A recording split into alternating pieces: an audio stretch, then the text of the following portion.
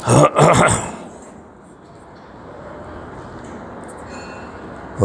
ओम् हरिः ओम् हरिः ओम्। गुरुर्ब्रह्मा गुरुर्विष्णु गुरुर्देवो महेश्वरः गुरुः साक्षात् परब्रह्म तस्मै श्रीगुरुवे नमः। शङ्करं शङ्कराचार्यं केशवं बादरायणं सूत्रभाष्यकृतौ वन्दे भगवन्तौ पुनः पुनः। ईश्वरो गुरुरात्मेति मूर्तिभेदविभागिने व्योमवद्व्याप्तदेहाय दक्षिणामूर्तये नमः। कृष्णाय वासुदेवाय हरये परमात्मने प्रणतक्लेशनाशाय गोविन्दाय नमो नमः। गोविन्दाय नमो नमः। हरिः ओम्। नारायण नारायण नारायण नारायण।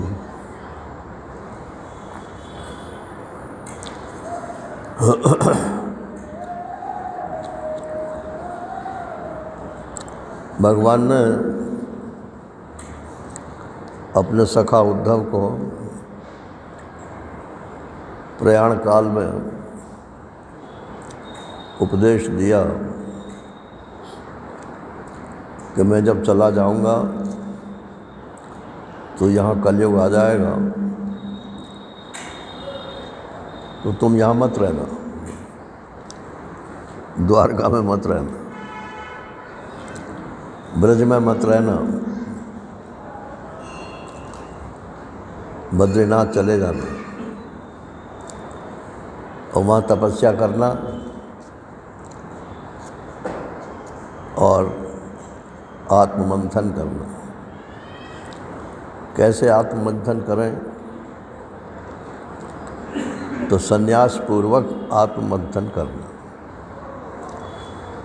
आपको संन्यास शब्द से यदि चिढ़ होती हो तो त्याग पूर्वक मंथन करें, ऐसा समझ लो। संन्यास माने त्याग ही होता है।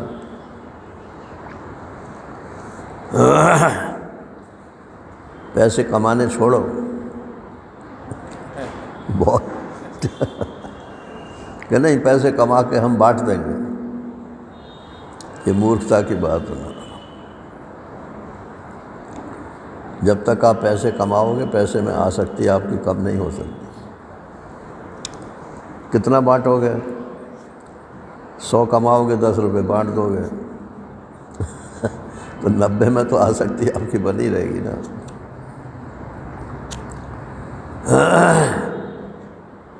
नारायण।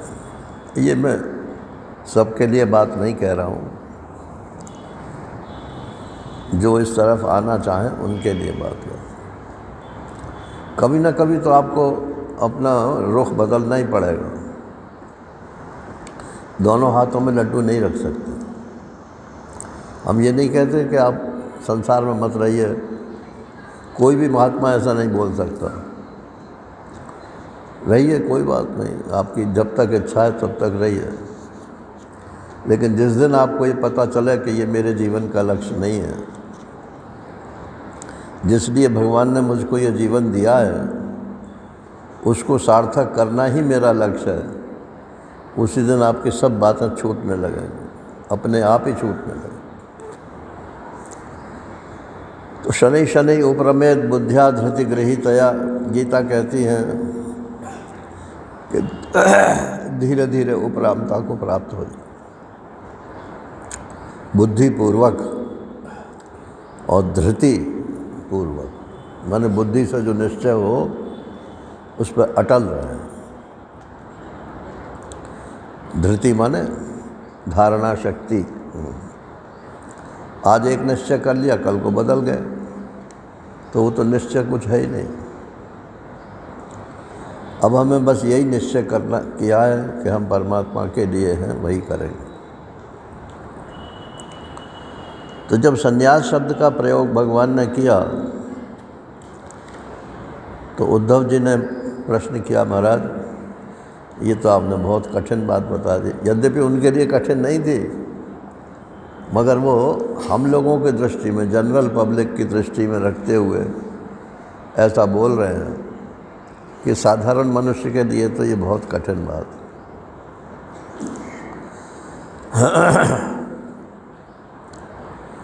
ठीक है, त्यागोयम दुष्करो भूमन कामानाम विषयात्म भी। हे भूमन, हे सर्वव्यापक परमात्मन, ये जो आपने त्याग का उपदेश दिया है, संन्यास का उपदेश दिया है, ये बहुत दुष्कर कठिन है। लेकिन किनके लिए? कि कामानाम विषयात्म भी, जो या तो कामनाओं से एकम एक हो रहे हैं और या जो विषयों के साथ एकम एक हो रहे हैं। कामना तो मन में होती हैं और विषय बाहर होते हैं, तो विषयों को इकट्ठा करना जो है ये विषयात्म भी है। और भीतर ही भीतर कामनाओं को चाहना ये कामनाम है। तो जो भीतर से कामनाओं को चाहते हैं और बाहर से विषयों को इकट्ठा करते हैं, उनके लिए संन्यास या त्याग जो है बहुत मुश्किल बात है। फिर जिनको भगवान की भक्ति कभी की ही नहीं है, उनकी तो परमात्मा में रुचि होती नहीं। भक्ति का सबसे बड़ा लाभ जो है वो ये है कि वो संसार को छुड़ा देती है। आजकल जिसको भक्ति बोलते हैं ना, वो असल में भक्ति नहीं है। भक्ति माने विभक्ति होता है। विभक्ति माने अलगाव। दुनिया और परमात्मा, एक पाले में संसार है और एक पाले में भगवान है। आप भगवान के हो या संसार के हो? तो जिस पाले में आप अपने को पाते हो उसी के हो। अब आजकल की भक्ति जो है, आजकल क्या पहले भी ऐसी होती थी, लेकिन आजकल ज़्यादा है। भक्ति के नाम पर क्या नहीं करते हैं।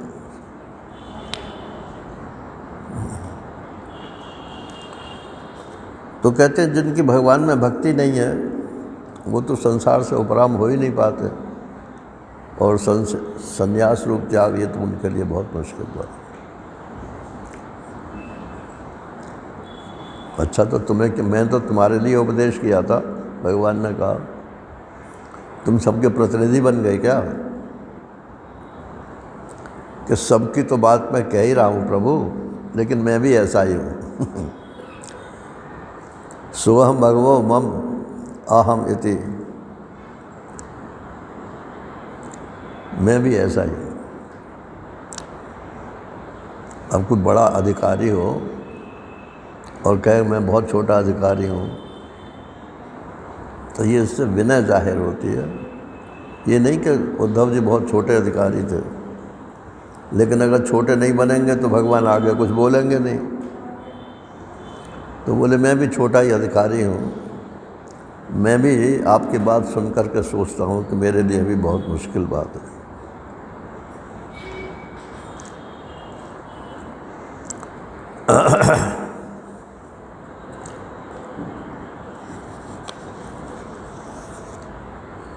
भगवान ने कहा कि ऐसी बात नहीं है, आप मनुष्य हो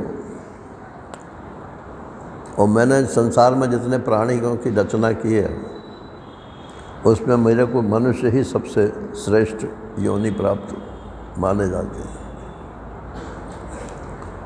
आवाज़ आ रही है ना सबको पीछे? फिर पीछे कहो कि आवाज़ नहीं आती।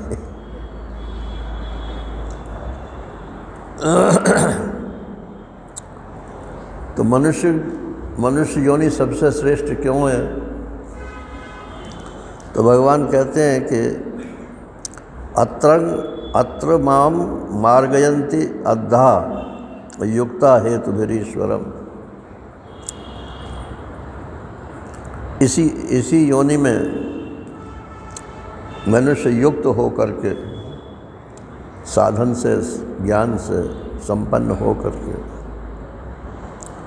वो बुरे को प्राप्त कर सकता है। इसलिए ये कहना कि बहुत कठिन है, ये ठीक बात नहीं है। मैंने मनुष्य योनि बनाई इसीलिए है कि वो मुझे प्राप्त कर सके, और योनियों में संभव नहीं है ये। देव योनि को हम बहुत बड़ा मानते हैं, देवताओं की योनि।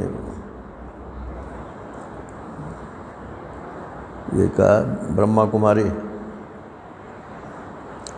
कुमारी वाले कहते हैं कि अगली सृष्टि में हमारे दादाजी जो है वो तो ब्रह्मा जी बन जाएंगे, और जो उनके अनुयायी हैं वो सब देव योनि को प्राप्त हो।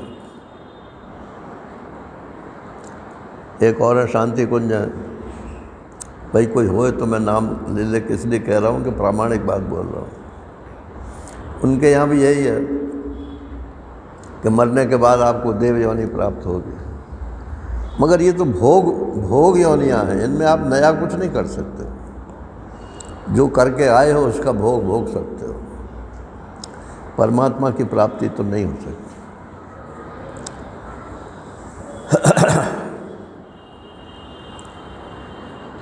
ये जो भगवान ने बुद्धि दी है,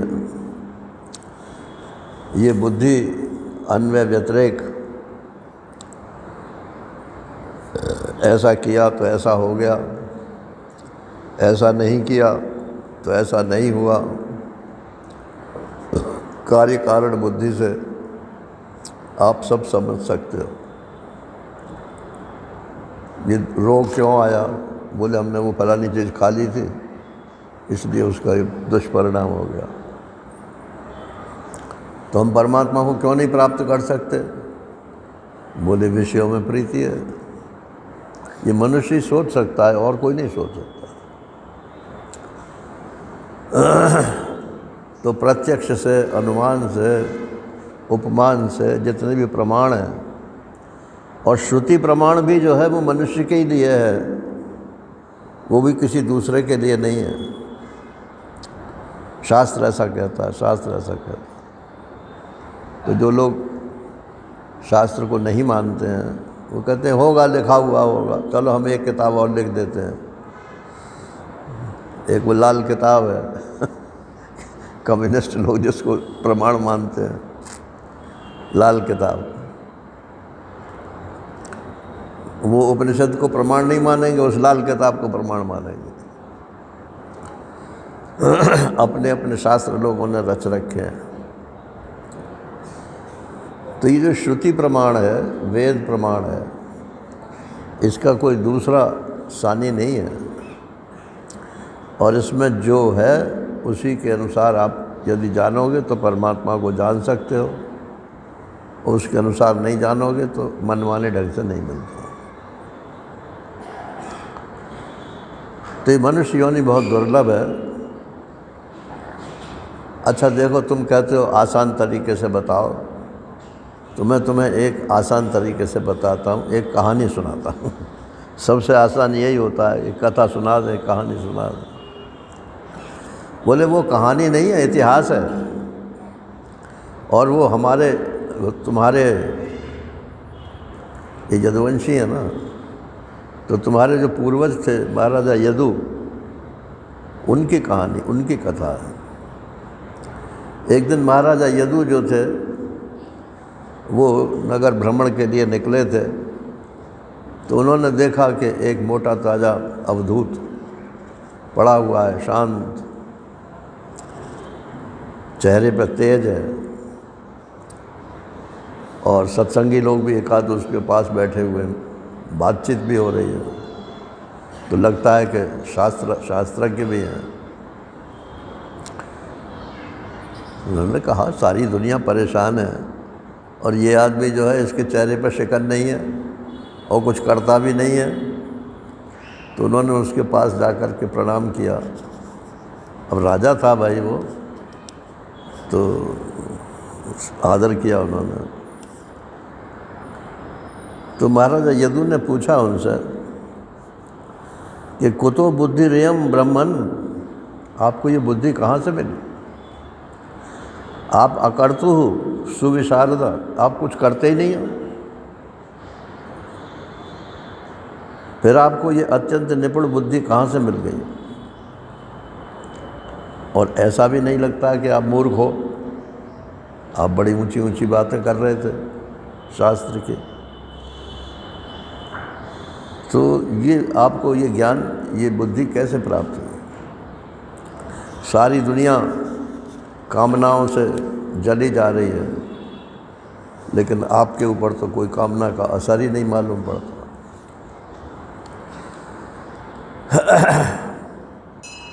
त्वं तु कल्पः कविर्दक्षः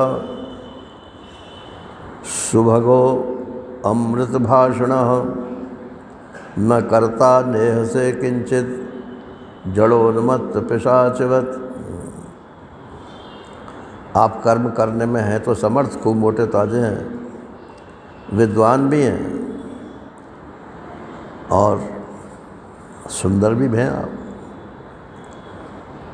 पहले ब्राह्मण लोग जो होते थे वो सब सुंदर ही होते थे, रंग तो उनका, वर्ण तो गोरा होता था और शरीर स्वस्थ था, क्योंकि ज़्यादा कामना वाले नहीं होते थे।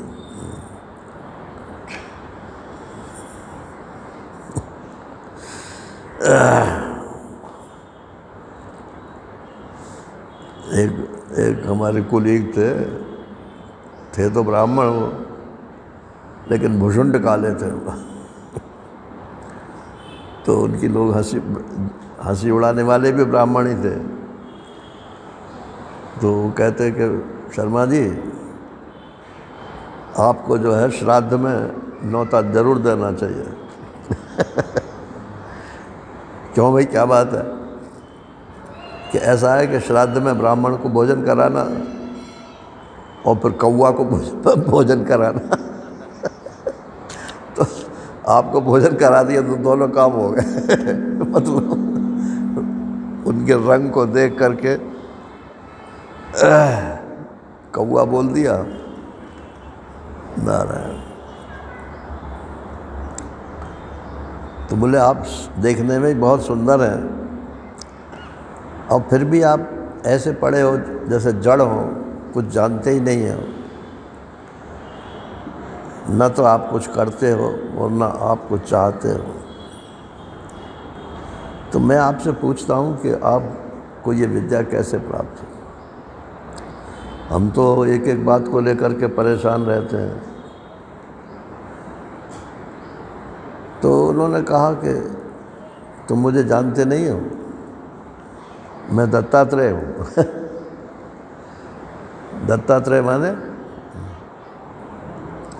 अत्रेय ऋषि की संतान है, इसलिए तो अत्रेय है। और दत्त माने विष्णु भगवान के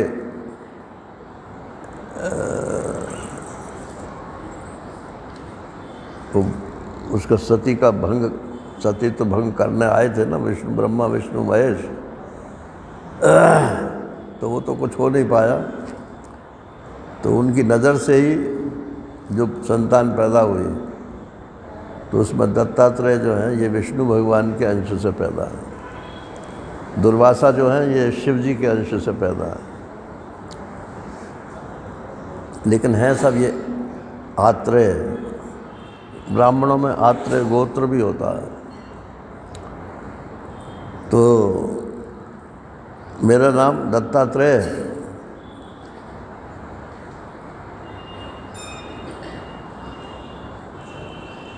तो मेरे ये जो तुम प्रश्न कर रहे हो, इसका राज जो है, रहस्य मैं बताता हूँ।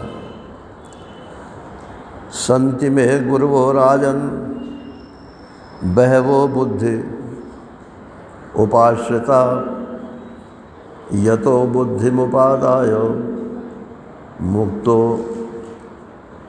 अटामीह तच्छृणु।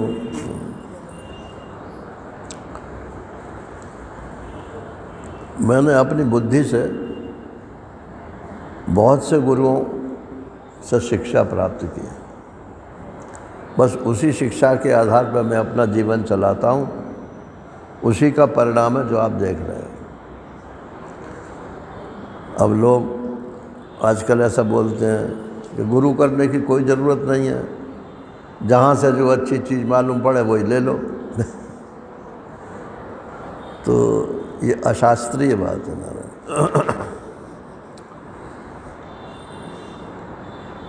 उड़िया बाबा जी से किसी ने पूछा, बाबा गुरु बनाने की क्या ज़रूरत है? तो बोले, बेवकूफ़, हमसे क्यों पूछता है माने मेरे से पूछ रहे हो तो कुछ नहीं जानते इसीलिए पूछ रहे हो ना, इसीलिए गुरु बनाने की ज़रूरत है। अगर तुम सब कुछ जानते होते तो किसी को गुरु मानने की ज़रूरत ही नहीं थी।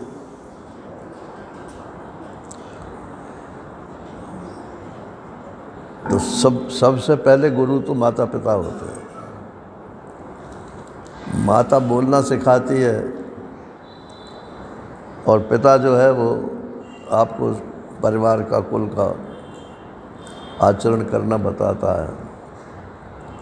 फिर यज्ञोपवीत हो जाता है तो शास्त्रीय कर्म करना आ जाता है। अब यज्ञोपवीत नहीं होता तो माता पिता से ही चलते हैं। फिर प्राइमरी, आजकल क्या प्राइमरी तो है ही नहीं, नर्सिंग क्या बोलते हैं, नर्सरी नहीं, किंडरगार्टन से पहले, केजी से पहले क्या है, नर्सरी है ना,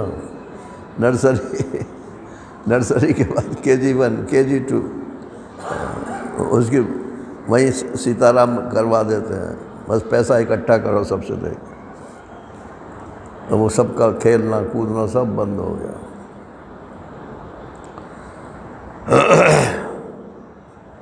नारायण। तो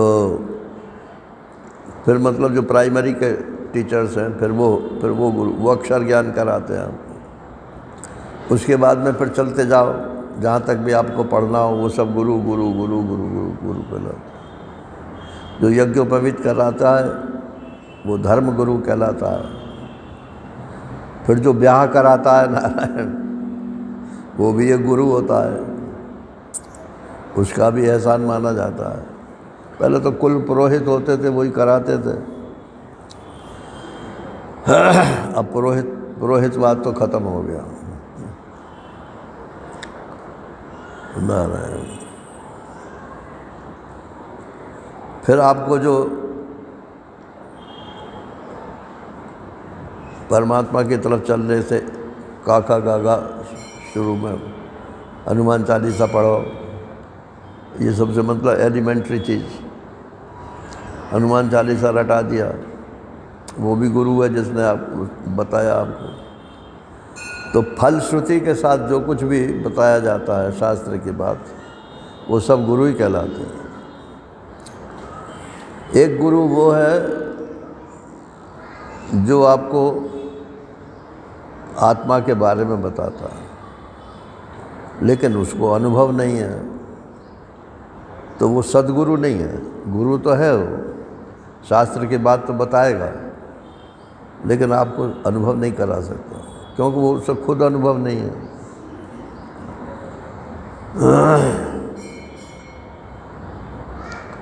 श्रोत्रियम ब्रह्मनिष्ठम, मुंडक श्रुति कहती है कि गुरु कैसा होना चाहिए कि श्रोत्रिय हो और ब्रह्मनिष्ठ हो।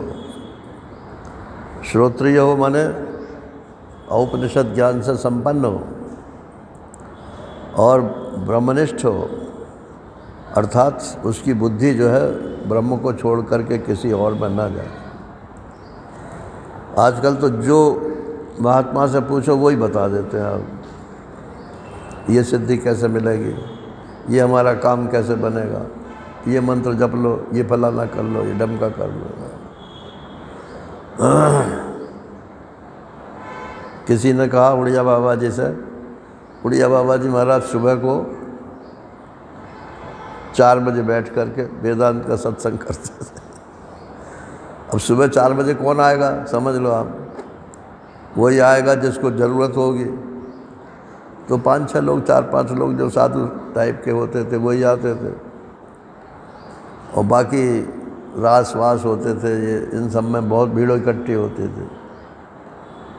तो किसी ने पूछा, बाबा आपके सत्संग में तो 4-5 लोग ही आते हैं। तो बोले, मैं तो एमए का मास्टर हूँ जिसको एमए करनी हो वो मेरे पास आवे, भीड़ तो प्राइमरी में रहती है भीड़ से किसी महात्मा का आकलन करना या किसी सिद्धांत का आकलन करना, ये सिद्धांत अच्छा है, उसमें बहुत सारे लोग जाते हैं, बहुत सारी संख्या तो मूर्खों की होती है। जितनी ऊंची बात होगी उतने ही लोग कम होंगे। अरे कुर्सी तो है, अभी बैठ जाओ।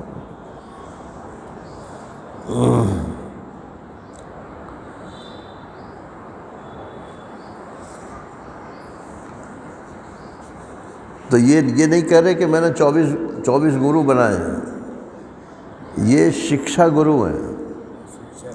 हाँ, शिक्षा गुरु अलग होता है और सदगुरु अलग होता है। सदगुरु तो वो होता है जो आपकी आत्मा का साक्षात्कार करा दे, और शिक्षा गुरु तो जैसे ये बताएंगे कि धरती भी मेरी गुरु है, कौआ भी मेरा गुरु है, वेश्या भी मेरी गुरु है, नारायण। तो जिससे भी आप शिक्षा लेते हो वो शिक्षा गुरु कहलाता है।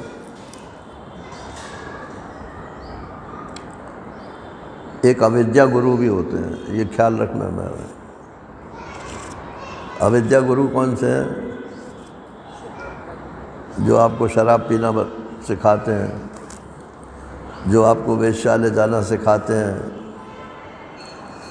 अरे क्या चोरी कर लो, कोई बात नहीं है, ज़रा सा झूठी तो बोलना है। ये सीए जितने बैठे हैं ना, ये सब अविद्या गुरु हैं ये पैसे वाले लोगों को झूठ बोलना सिखाते हैं। वो कहता महाराज मेरी इतनी आमदनी, अरे इतनी आमदनी नहीं, ऐसा कर दो तो तुम्हारी इतनी बचत हो जाएगी मतलब उसके दिल को साफ रहने ही नहीं देते। तो अविद्या गुरु भी होते हैं। तो अविद्या गुरु का त्याग करो, विद्या गुरु को पकड़ो, फिर सदगुरु को पकड़ो, नारायण। और शिक्षा गुरु तो सब चारों तरफ फैले हुए हैं, जहाँ से भी आपको सद शिक्षा मिल सके वहाँ से ले लो। तो ये कहते हैं कि मैंने 24 गुरुओं से शिक्षा ली है, दत्तात्रेय जी कह रहे हैं। 24 की क्यों कही साहब उन्होंने? तो सांख्य तत्व में 24 ही तो है ना, सांख्य शास्त्र में 24 तत्व हैं। इसलिए कहते हैं कि वो जितने तत्व हैं वो सब मेरे गुरु हैं। 25वां आत्मा है, तो 24 मेरे गुरु हैं। तो पूरा संसार आ गया 24 गुरु में। नाम तो दे दिए हैं इसमें 24 के, वो सांख्य वाले नाम नहीं हैं, लेकिन संख्या 24 जो है वो सांख्य की वजह से है।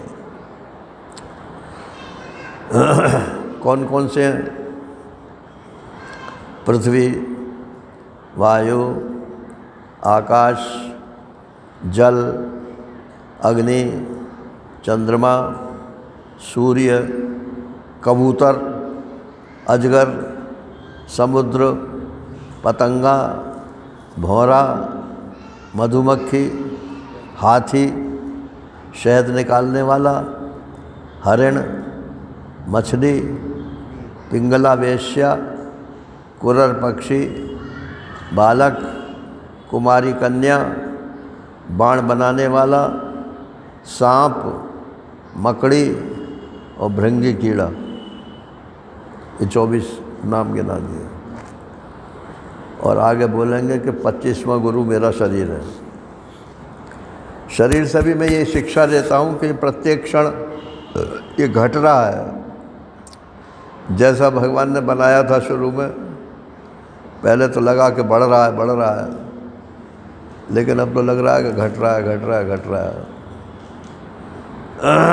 तो जिसमें पतन और उत्थान दोनों हो जाते हैं, वो तो सत्य वस्तु नहीं हो सकती। जिसमें पतन और उत्थान दोनों होते हैं वो तो मिथ्या ही होता है। नारायण। 25वां ये शरीर है। तो शरीर क्यों कहा, आत्मा कह देते? बोले आत्मा अनुभव की वस्तु है, उससे शिक्षा लेने की बात नहीं, शरीर से शिक्षा। तो शरीर माने यहाँ शरीर लक्षित, शरीर से उपलक्षित आत्मा। ये 25वां तत्व जो है ये मेरा गुरु है। और फिर आगे एक और बोलेंगे कि ये तो मैंने नाम गिना दिए, लेकिन संसार में सब आंखें खुली रखनी चाहिए। भगवान हर जगह से आपको उपदेश दे रहा है, आपको उपदेश ग्रहण करना चाहिए। एक दफ़े गलती हो जाए माफ़, दूसरी दफ़े गलती हो जाए थोड़ा कम दंड मिलेगा, तीसरी दफ़े गलती हो जाए तो फिर दंड माफ़ नहीं होगा।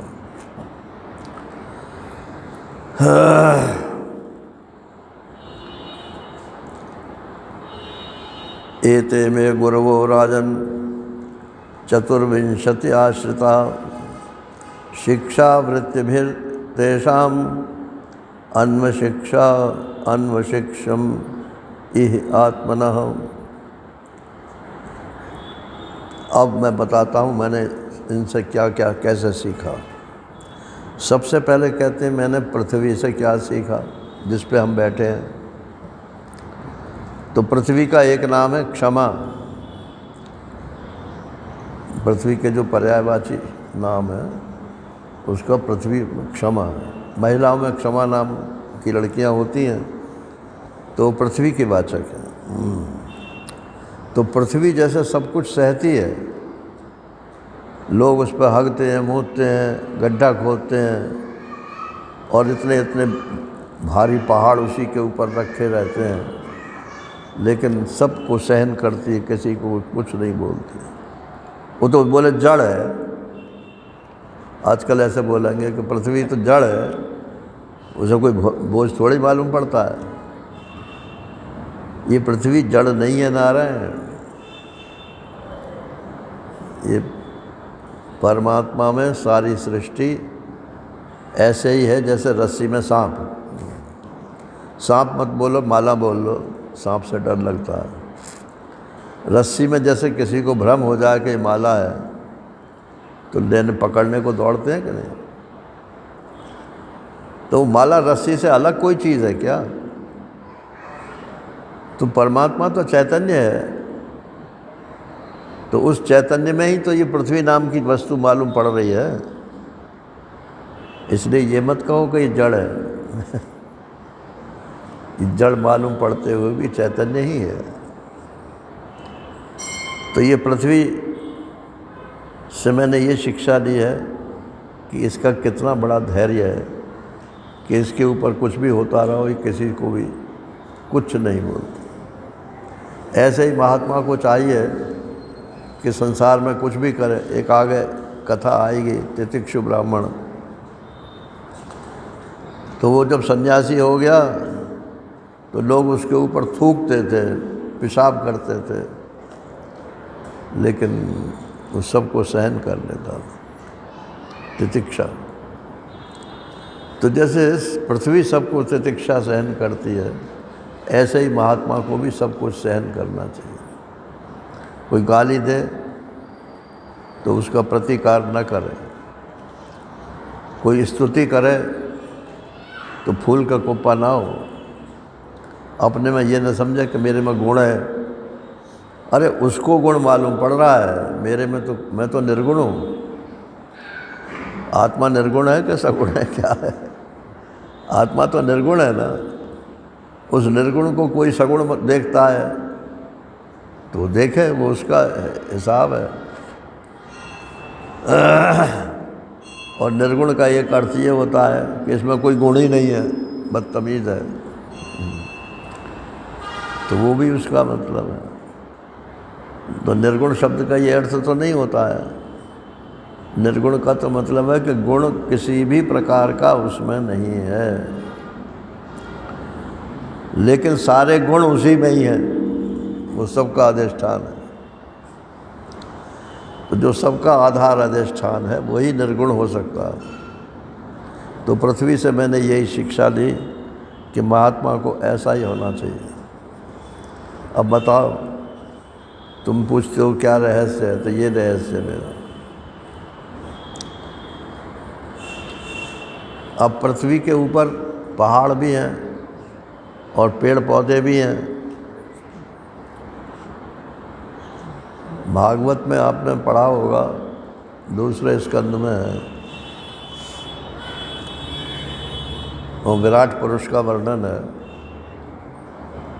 तो बोले ये विराट पुरुष की हड्डियां क्या है? तो ये जो पर्वत जो है ये उस विराट पुरुष की हड्डियां हैं, और ये जो इसमें वृक्ष हैं ये क्या है? ये उसके रोए हैं ना। जैसे शरीर में रोए होते हैं, अब किसी के रोए बड़े बड़े भी होते हैं जिनकी मालिश नहीं होती बचपन में। पंजाबियों के मालिश नहीं होती है तो उनके सब रोए जो है वो बड़े बड़े होते हैं।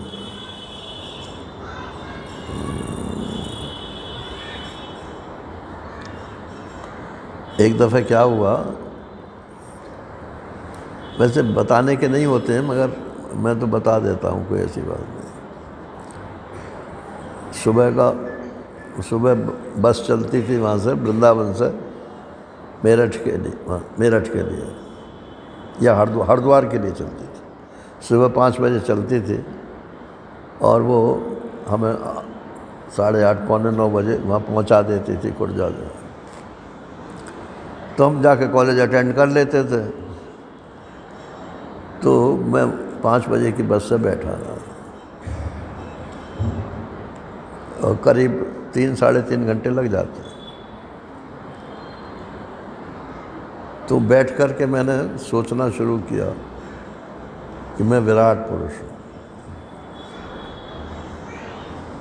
मैं विराट पुरुष हूँ, और ये हड्डियाँ जो हैं, ये पर्वत मेरी हड्डियाँ हैं, और ये वृक्ष जो है ये मेरे रोम हैं।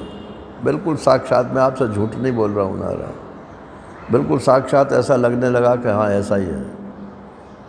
और मुझे कुछ पता ही नहीं रहा, 2-2.5 घंटे तक बस चलती रही और मैं अपनी सीट पे ऐसे ही बैठा रहा। एक जगह जाकर जब बस रुकी तो वो झटका लगता है ना रुकने में, तब आँख खुले, अरे भाई कहाँ आ गया भाई। तो ये ऐसा ही नहीं है नारायण, ये अनुभव करने की चीज़ें हैं। ये विराट पुरुष आप ही हो, कोई कल्पना नहीं है। तो इसके ऊपर ये जो पेड़ हैं, पर्वत हैं, ये पृथ्वी के ऊपर तो रहते हैं लेकिन संसार का भलाई तो करते हैं। पेड़ ऑक्सीजन देते हैं और हमारी नाइट्रोजन ले लेते हैं। ये एक्सचेंज अगर ना हो तो आदमी की सांस ही ख़त्म हो जाए। और ये पर्वत जो हैं ये उसको दावे रखते हैं, धरती को।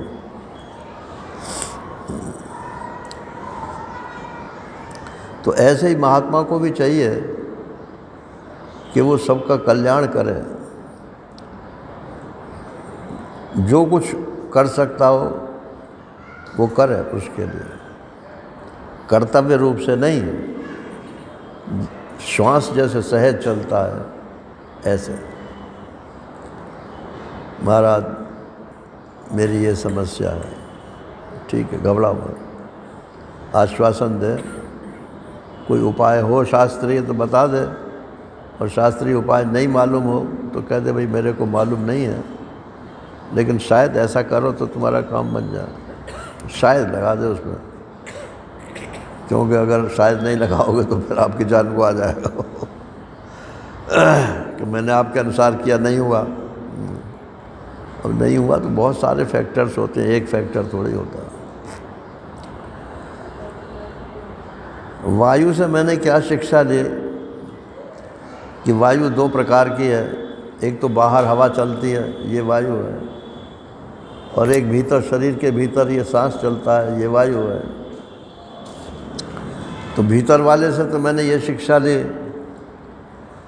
कि वायु को सिर्फ अब वो उतना ही चाहिए जितना उसको हजम कर ले, बाकी को निकाल देता है या फिर रोग पैदा कर देता है।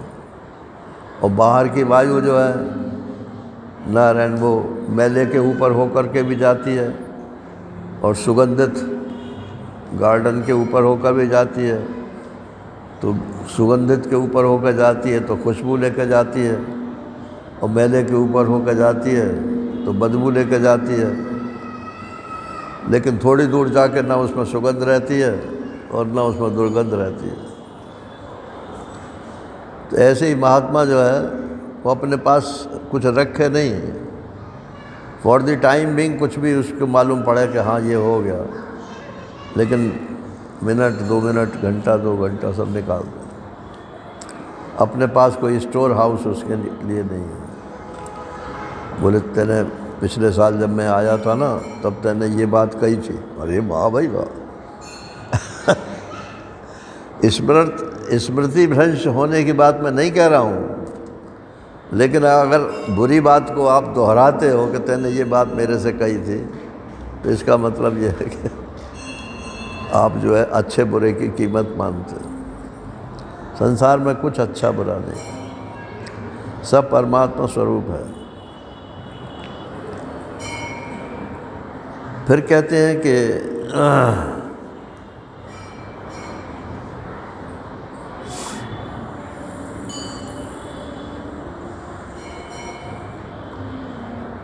पृथ्वी हो गई। अच्छा,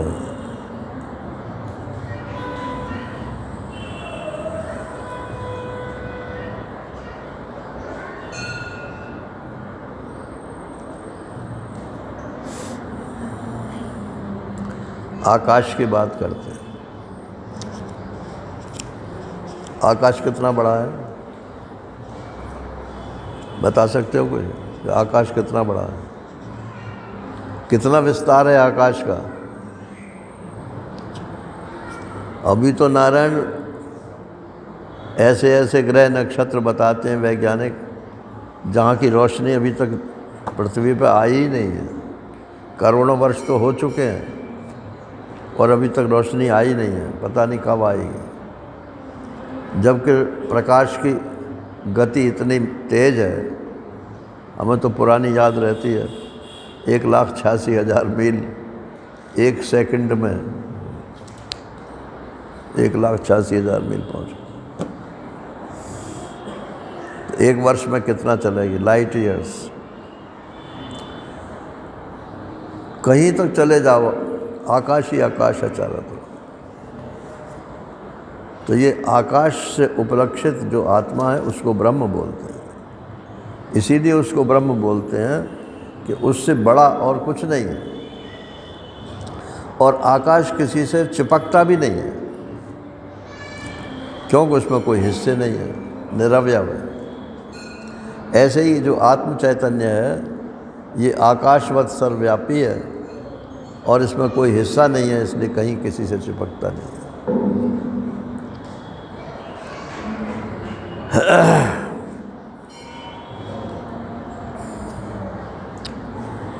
अग्नि से मैंने क्या शिक्षा ली? अग्नि सबको जला देती है, क्या अपने को भी जला देती है? दूसरे सबको जला देती है, लेकिन अपने को नहीं जलाती। तेजस्वी है।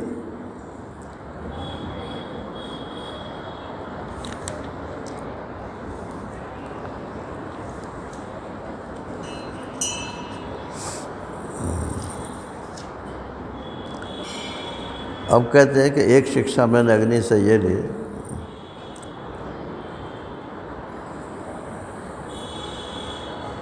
कि मनुष्य को, महात्मा को चाहिए कि वो अपना ऐसा व्यक्तित्व बनावे, कैसा कि एक तो वो शुद्ध रहता, मतलब गंदे सद्दे कपड़े पहनता है तो उसे तो कोई हानि नहीं है, लेकिन दूसरे लोग उससे अपने पास बैठाएंगे नहीं। शुद्ध होना चाहिए, बढ़िया नहीं। नहाना रोजाना जो है ये शुद्धि की पहली पहचान है। ये तो साधक के लिए भी स्नान जो है वो अनिवार्य बताया है। एक तो शुद्ध हो और एक चिकना हो। चिकना माने कहीं चिपकता ना हो। जिसने प्रशंसा कर दी उसके यहाँ पहुँच गए, जिसने अच्छा भोजन करा दिया फिर उसी के यहाँ जाने लगे। नारायण। स्निग्ध हो, मधुर भाषी होना चाहिए और लोक पावन होना चाहिए। अपने दर्शन, स्पर्श और नामोच्चारण से लोगों को पवित्र कर देता है। ये बात है तो बहुत महात्माओं में, लेकिन हमने अपने महाराजा श्री में जैसा देखा हमने किसी दूसरे में नहीं देखा।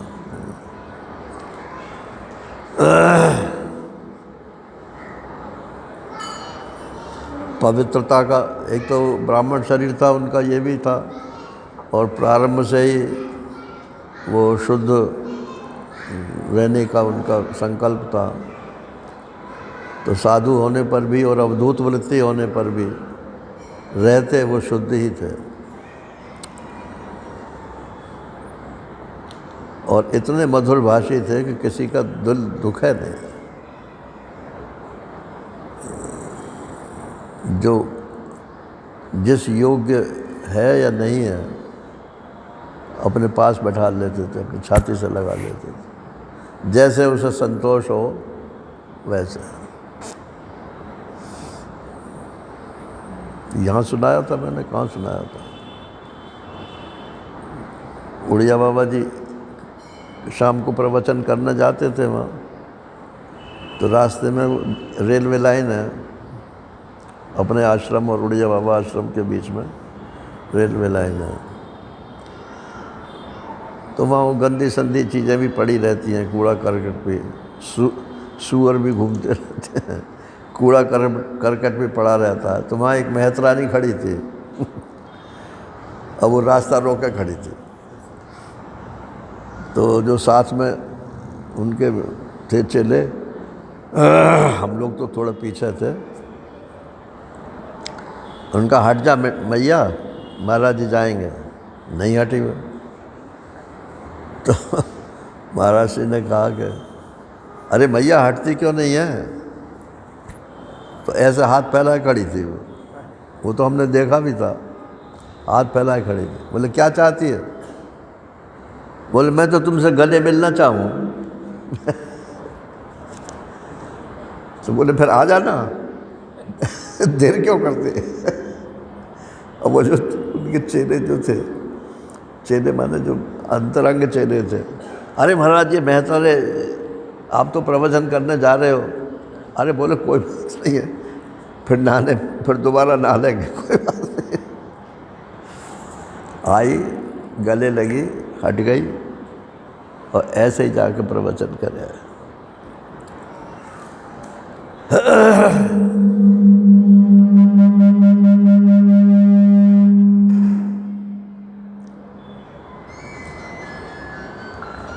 और वो रैदास की तो चर्चा किताब में ही लिखी हुई है। एक चमार, अब आजकल तो चमार कहना ठीक नहीं है, रैदास था, जाति से चमार था, तो गंदा भी था थोड़ा सा, और वो आके महाराज जी की गोद में सिर रख कर लेट जाता था। कोई सत्संग वत्संग के लिए नहीं आता था, लेकिन पता नहीं उसे क्या लगता था कि उनके आया आके और प्रणाम कुछ नहीं, उनके गोद में सिर रख कर लेट जाता था। महाराज जी बैठे रहते थे। तो जो अंतरंग शिष्य थे उन्होंने पकड़ के उसे हटाया और फिर डांटा उसे, खबरदार अब कल से घर को आया। चला गया। अब कई दिन तक नहीं आया वो। महाराज जी ने कहा कि वो रैदास नहीं आता, क्या हुआ उसे? तो किसी ने कहा कि वो स्वामी ओंकारानंद जी ने डांट दिया उसे, और हम लोगों से कहा है कि अगर कोई कहीं आवे तो पीटना उसे। ओंकारानंद जी को बुलाया, क्यों भाई, क्यों रोक दिया तुमने? बोले महाराज वो गंदा आदमी है, नहाता नहीं है, आपकी गोद में सिर रख के सो जाता है, कोई मतलब है? चुप हो गए, कुछ नहीं बोले। जानते थे भाई इन लोगों के जैसे संस्कार हैं। फिर एक दफ़े वो रास्ते में मिल गया। अरे तुम आते नहीं हो भाई? बोले आपके ये चेले हमको आने नहीं देते हैं। बोले यहाँ रात को 10 बजे है ही।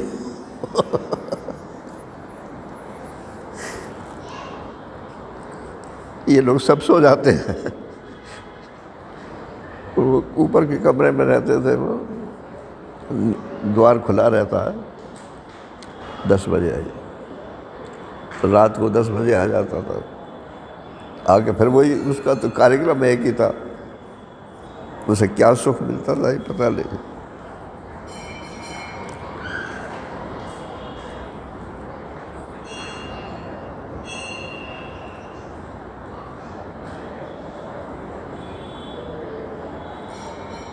कुछ था उनमें, जैसे मधुमक्खी मधु होती है ना, तो उनकी वाणी में, उनके शरीर में ऐसा कुछ आकर्षण था। वो उनकी भक्ति निष्ठा और सर्वव्यापकता का जो अनुभव है, दोनों का परिणाम। सब मेरे प्रभु के ही शरीर है, और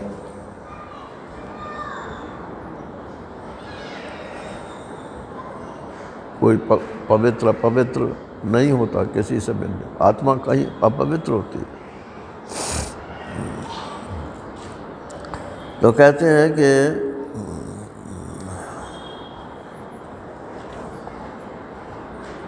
महात्मा को ऐसा होना चाहिए। अग्नि से मैंने ये शिक्षा ली कि उसे तेजस्वी होना चाहिए और ज्योतिर्मय होना चाहिए। तेजस्वी का क्या मतलब है? इसको गीता में प्रागल्भ बोला, प्रागल्भ।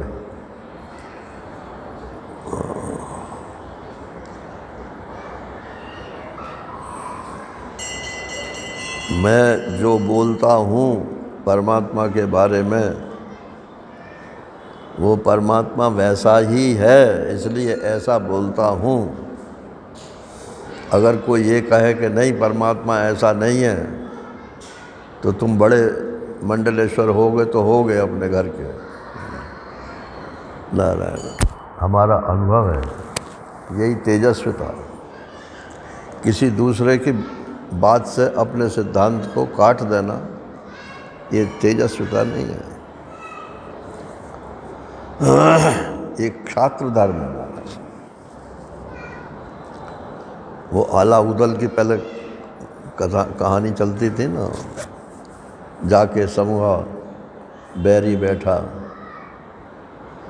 ताकि क्या है, धर्म, क्षात्र धर्म को धिक्कार, ऐसा करके आला था। जिसके सामने दुश्मन बैठा है वो काहे का क्षत्रिय है? उसका तेज तो मर गया। जो विपरीत तर्क को काट ना सके बुद्धि, उसमें तेजस्विता नहीं है। गीता में इसके लिए प्रागल्भ शब्द, प्रगल्भता, प्रगल्भता मीन्स तेजस्विता। और ज्योतिर्मय, जिसमें अग्नि तत्व ज़्यादा है। ज्ञानाग्नि सर्वकर्माणम तमाहु पंडितम बुधा। ज्ञान की अग्नि से जिसके सारे कर्म जल गए, तो कोई अग्नि ऐसी है क्या उसमें कुछ जला देती है? वो वैसी अग्नि नहीं है जलाने वाली, ज्ञानाग्नि है वो। ज्ञान के आगे अज्ञान की जितनी बातें सब समाप्त हो जाती हैं। ये अभिप्राय है।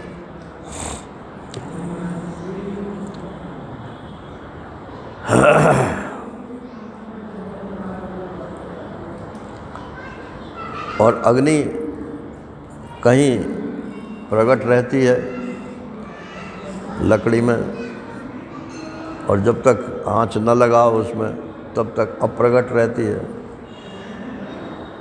ऐसे ही महात्मा को भी यदि कोई ऐसा शिष्य मिल जाए, आरत अधिकारी जे पावें, गूढ़ तत्व न साधु दुरावें। वो कौन था? जड़ भरत। और वो रहुगण, तो जड़ भरत तो बोलते ही नहीं थे, लेकिन जब रहुगण ने बोलना शुरू किया तो बोल उठे वो। तो क्यों बोल उठे भाई? अपना व्रत क्यों तोड़ दिया उन्होंने? वो आर्त अधिकारी था। और अंत में उसने कहा कि तू बहुत कहता है कि मैं राजा हूँ, राजा हूँ। मैं भी पहले राजा था, और तू वही है हरिण। वो हरिण साधु की संगत से राजा बन गया, और साधु की संगत से मतलब आसक्ति से वो हरिण बन गए अगले जन्म में। और फिर जब हरिण की योनि समाप्त हुई तब अवधूत बन गए। और वो हरिण का पहला संबंध जो है वो फिर जुड़ गया, क्योंकि उसका उसी से कल्याण होना था। आज हम और आप मिल रहे हैं तो कोई ना कोई पूर्व जन्म का नारायण है संबंध जरूर।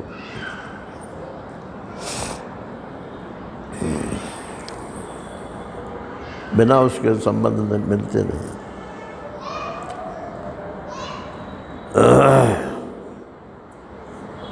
लंबी लकड़ी में अग्नि लंबी मालूम पड़ती है, और गोल लकड़ी में अग्नि गोल मालूम पड़ती है, लेकिन क्या अग्नि लंबी और गोल हो जाती है? ऐसे ही आत्मा उपाधि के माध्यम से तत्त रूप मालूम पड़ती है। एक पशु का शरीर है, एक आदमी का शरीर है। आदमी में भी एक पुरुष का शरीर है, एक स्त्री का शरीर है, एक देवता का शरीर है। आत्मा तो सब में एक ही है, लेकिन उपाधि के भेद से अलग अलग मालूम पड़ता है। जैसे लकड़ी के भेद से अग्नि लंबी या गोल मालूम पड़ती है। तो महात्माओं को चाहिए कि वो उपाधि पर ध्यान न दें, उपहित को पकड़ें। इसमें चमक कौन रहा है?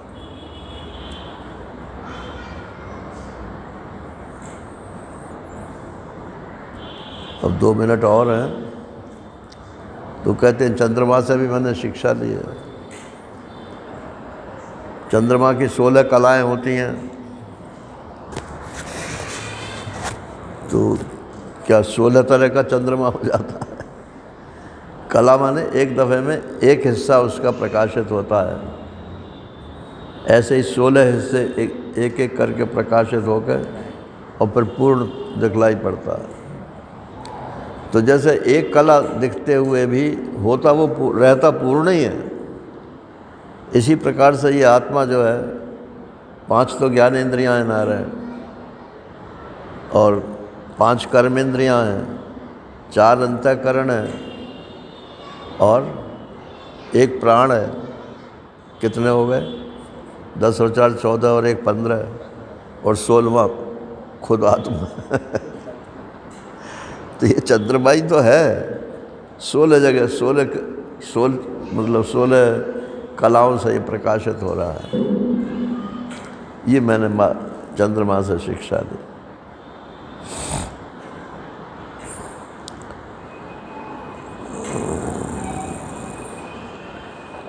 सूर्य से ये शिक्षा ली कि सूर्य जैसे समुद्र का पानी खींचता है और फिर उसको बरसा भी देता है, ऐसे ही महात्मा जो है जिस किसी से कुछ भी लेके अपने पास न रखे, उसे ही किसी न किसी रूप से लौटा दे। अरे 1 से दे 10 को बांट दे, और क्या मतलब, यही मतलब हुआ ना। अब इसके आगे कहते हैं कि कबूतर से भी मैंने शिक्षा ली। इधर लंबा प्रकरण है, ये कल बताएंगे आप। हरि ओम पूर्णमदः पूर्णमिदं पूर्णात् पूर्णमुदच्यते पूर्णस्य पूर्णमादाय पूर्णमेवावशिष्यते। ओम शांति शांति शांति। हरि ओम श्री गुरुभ्यो नमः। हरि ओम।